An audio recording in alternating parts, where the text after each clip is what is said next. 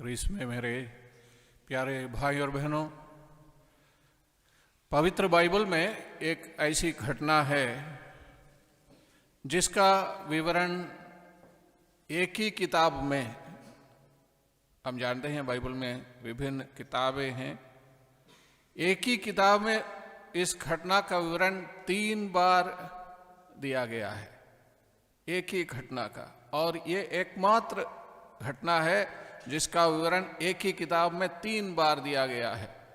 प्रभु यीशु से संबंधित कुछ घटनाएं ऐसी है जो हम मत्ती के सुसमाचार में, मार्कुस के सुसमाचार में, लूकस के सुसमाचार और यूहन्ना के सुसमाचार में पा सकते हैं, लेकिन वहाँ पर भी प्रभु यीशु क्रिस्त से संबंधित एक भी घटना एक ही किताब में 3 बार नहीं दी गई है। लेकिन संत पौलुस का मन परिवर्तन पवित्र बाइबल की एकमात्र ऐसी घटना है जिसका विवरण एक ही किताब में 3 बार दिया गया है। प्रेरित चरित्र अध्याय 9 में हम संत पौलुस के मन परिवर्तन का विवरण पाते हैं, और उसके बाद अध्याय 22 प्रेरित चरित्र के अध्याय 22 में हम पाते हैं, फिर अध्याय 26 में, अध्याय 9, अध्याय 22 और अध्याय 26। ये ऐसा क्यों? मैं समझता हूं क्योंकि ये घटना इतना महत्वपूर्ण हम लोगों को समझने की बात है, और इस बात को हमें समझना चाहिए। बहुत सारी बातें इससे संबंधित होती है, इस घटना से संबंधित होती है, और मैं सिर्फ एक बात पर आपका ध्यान आकर्षित करना चाहूंगा। हम जानते हैं प्रेरित चरित्र अध्याय 9 वाक्य 8 और 9 में पढ़ते हैं, शाऊल भूमि से उठा। दमिश्क की यात्रा के बीच में जब उनको प्रभु का दर्शन मिला, उस समय शाऊल भूमि से उठा, किंतु आंखें खोलने पर वह कुछ नहीं देख सका। इसलिए वे हाथ पकड़कर उसे दमिश्क ले चले। वह 3 दिनों तक अंधा बना रहा, और वह ना तो खाता था न पीता था। जब प्रभु के दर्शन हुआ तो ये शाऊल, जो बाद में संत पौलुस बनते हैं, अंधा हो गया, अंधा बन गया, और 3 दिन तक अंधा बना रहा। 3 दिन तक अंधा बना रहा। हम इस बात को पढ़ते हैं बार बार, लेकिन इसमें क्या अर्थ है शायद समझने की कोशिश नहीं करते हैं। लेकिन आगे जब हम पढ़ते हैं, उसी अध्याय के वाक्य 17-18 में यह बताया गया है, तब अनानियास चला गया। प्रभु ईश्वर ने अनानियास को दर्शन दिया, प्रभु यीशु ने, और कहा तुम शाऊल के पास चले जाओ और उस पर हाथ रखकर प्रार्थना करो और उसको दृष्टिदान दो। तो अनानियास चला गया और उस घर के अंदर आया। उसने शाऊल पर हाथ रख दिए और कहा, भाई शाऊल, प्रभु ईसा आपको आते समय रास्ते में दिखाई दिए थे, उन्होंने मुझे भेजा है जिससे आपको दृष्टि प्राप्त हो और आप पवित्र आत्मा से परिपूर्ण हो जाएं। उस क्षण ऐसा लग रहा था कि उसकी आंखों से छिलके गिर रहे हैं, उसे दृष्टि प्राप्त हो गई। 3 दिन के बाद अनानियास के सिर के शाऊल के ऊपर अनानियास द्वारा हाथ रखने पर उसे दृष्टि पुनः प्राप्त होती है। पहले भी शाऊल देख रहे थे, अब देख रहे हैं, लेकिन पहले जैसे वो देख रहे थे अभी वो नहीं देख रहे हैं। पहले साधारण मनुष्य की तरह, साधारण इंसान की तरह शाऊल देख रहे थे, अब ये ईश्वरीय दृष्टि के द्वारा वे देखने लगे हैं। एक आंतरिक दृष्टि उसे प्राप्त हुई है। इन दोनों में बहुत फर्क है। मैं समझता हूं सबसे कठिन धर्म ईसाई धर्म होता है। इसको जीना आसान नहीं है। आप संत मत्ती के अध्याय 5, 6 और 7 को पढ़िए और देखिए क्या आप इसको सही ढंग से जी सकते हैं कि नहीं। हमें से कोई भी बोलेगा कि ऐसा हो नहीं सकता, इसको पूरी तरह परिपूर्ण रीति से कोई जी नहीं सकता। इतना कठिन है ईसाई धर्म। प्रभु की शिक्षा, प्रभु हमारे सामने जो शिक्षा रखते हैं उसको पूरी तरह अपने जीवन में उतारना बहुत ही कठिन है। और इसके लिए एक बहुत बड़ी जरूरी चीज है आंतरिक दृष्टि, ईश्वर के दृष्टिकोण को अपनाना। शाऊल पहले एक साधारण मनुष्य की तरह देख रहा था, अब वो देखने लगा ईश्वर जिस प्रकार देखते हैं। इसको समझने के लिए अगर आप शमूएल के पहले ग्रंथ के अध्याय 16 को पढ़ेंगे, वहां पर ये बताया गया है कि प्रभु ईश्वर ने शमूएल को इश्शै के बदलहम के इश्शै के घर में जाने को कहा। वहां इश्शै के एक पुत्र को मैंने राजा बनने के लिए चुना है और इसलिए तुम सींग में तेल भर के चले जाओ। और शमूएल चला जाता है, नबी चला जाता है और इश्शै के घर पे गए तो शायद उन्होंने सोचा एक लड़का होगा, वहां पे 7-8 लड़के खड़े हैं। तो प्रभु ने कहा था इश्शै के एक पुत्र को मैंने चुना है। शमूएल परेशान हो गया, अब इनमें से किसको चुना होगा।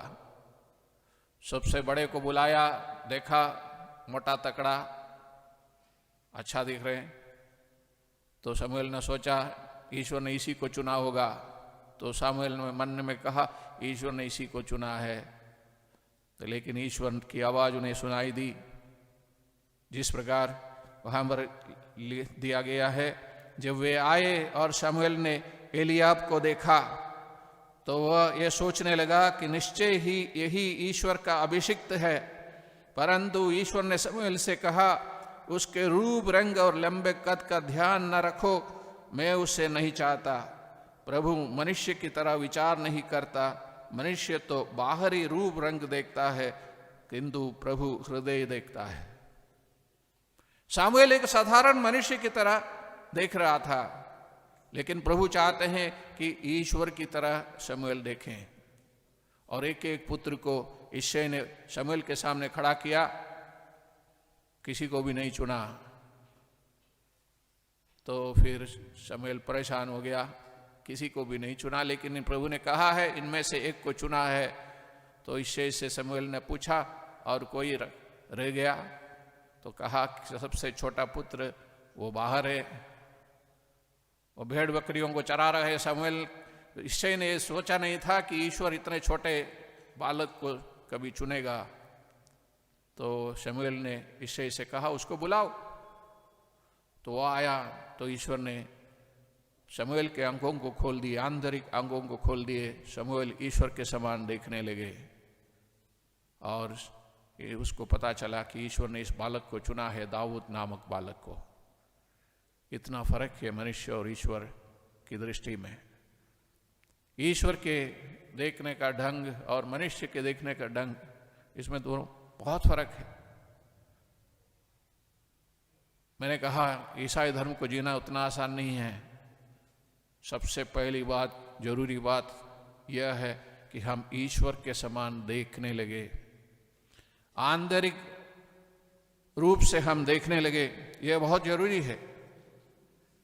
मार्कुस के सुसमाचार के अध्याय 8 वाक्य 22 में हम देखते हैं प्रभु यीशु बतसैदा पहुंचते हैं। वहाँ एक अंधे को लोग प्रभु के पास लेके आते हैं। प्रभु उसको क्या करते हैं, उसको उस गांव के बाहर ले जाते हैं और बाहर ले जाकर उसके ऊपर हाथ रखकर उसको चंगाई देते हैं। लेकिन वो बोलता है और प्रभु उससे पूछते तुम देख रहे हो? उसने कहा कि मैं देख तो रहा हूं लेकिन साफ नहीं आ रहा है, कुछ तो देख रहा हूं, मनुष्य भी पेड़ जैसा दिख रहा है। तो प्रभु ने फिर उसके ऊपर हाथ रखा और फिर प्रभु ने उसको और चंगाई दी। एक ऐसा चमत्कार है जिसमें प्रभु भी बहुत मेहनत करते हैं। उसको दृष्टिदान देने के लिए, और उससे कहा, मैंने कहा उसको गांव के बाहर ले गए थे प्रभु, और उससे कहा इस गांव में नहीं घुसना, किसी जगह पर उस जगह के प्रभाव से, कुछ दोस्ती के प्रभाव से हम भी देख नहीं पाएंगे ठीक से। पुराने विधान में भी बहुत अच्छे उदाहरण है। हम नबी एलीशा के बारे में सुनते हैं कि एलीशा के विरुद्ध, एलीशा पर आक्रमण करने के लिए, एलीशा को पकड़ के ले आने के लिए आराम के राजा ने अपनी सेना को भेजा, और आराम की सेना, घुड़सवार और बहुत सारे सैनिक मिलकर एलीशा के कुटिया के सामने आते हैं और वहाँ पर खड़े होते हैं। बहुत सारे हजारों की संख्या में सैनिक तैनात, एक व्यक्ति को, एक नबी को पकड़ने के लिए। क्योंकि नबी को पता चला, जब कभी राजा को पता चला कि जब कभी राजा अपने राजमहल में मंत्रियों से बातें करते हैं, उस बात का भी पता नबी एलीशा को चल जाता है। ये कैसे हो सकता है? तो जब कभी राजा किसी पर विशेष विधि से इस्राएल पर आक्रमण करने का विचार करता है, तो एलीशा को पता चलता है। एलीशा इस्राएल के राजा को बता देता है कि ऐसा होने वाला है। तो कभी भी आराम का राजा विजयी नहीं होता था। तो उसको पता चला एलीशा का कारण ऐसा हो रहा है, तो उन्होंने सैनिकों को भेजा, उसको पकड़ के ले आओ।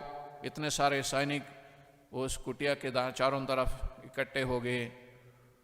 तो जब नबी का सेवक बाहर आया तो उसने देखा चारों तरफ इतने सारे लोग खड़े हैं, सैनिक खड़े हैं।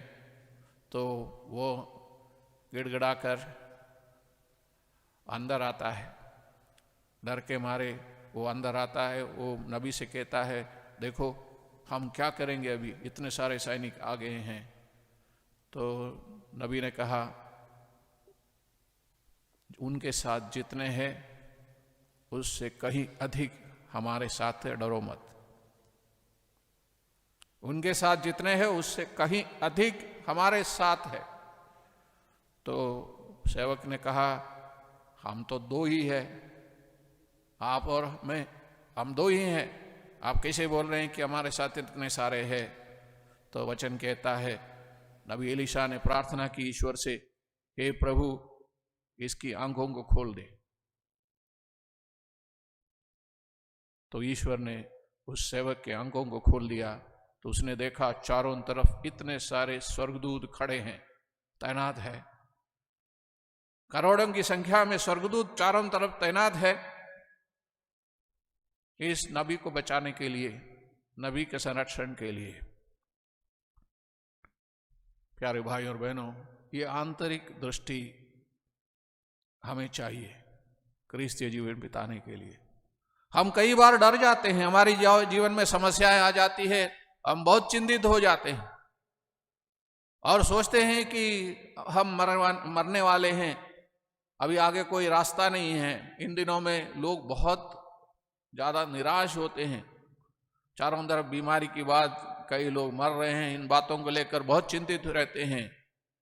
लेकिन अगर हम आंतरिक दृष्टिकोण को पहचानते हैं और ईश्वर से हमें एक कृपा मिलती है कि हम ईश्वरीय दृष्टि से देखने लगे, हमारे आंतरिक आंखों को ईश्वर खोल दें, तो हम नहीं डरेंगे, क्योंकि ईश्वर का संरक्षण हमारे चारों तरफ है।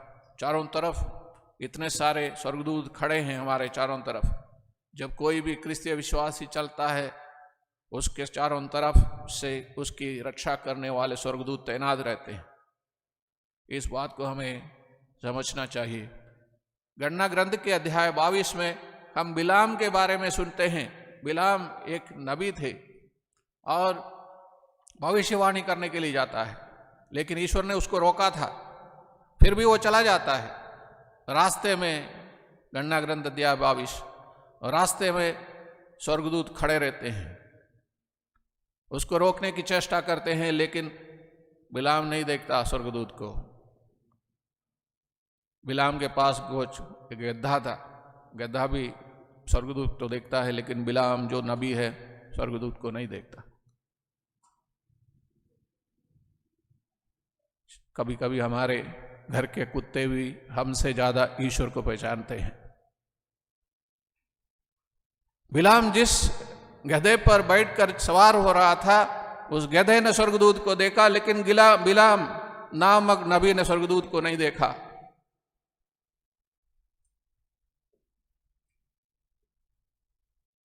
बिलाम ने उस गधे को 3 बार मारा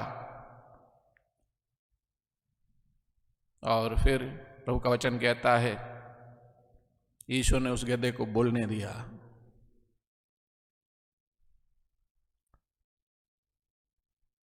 हमें चाहिए कि हमारी आंतरिक आंखें खुल जाएं। प्यारे भाई और बहनों, अगर क्रिस्तीय धर्म को इस तरह जीना है, यह हमारे लिए बहुत जरूरी है। यह बहुत जरूरी है, हमारी आंतरिक आंखें खुल जाएं।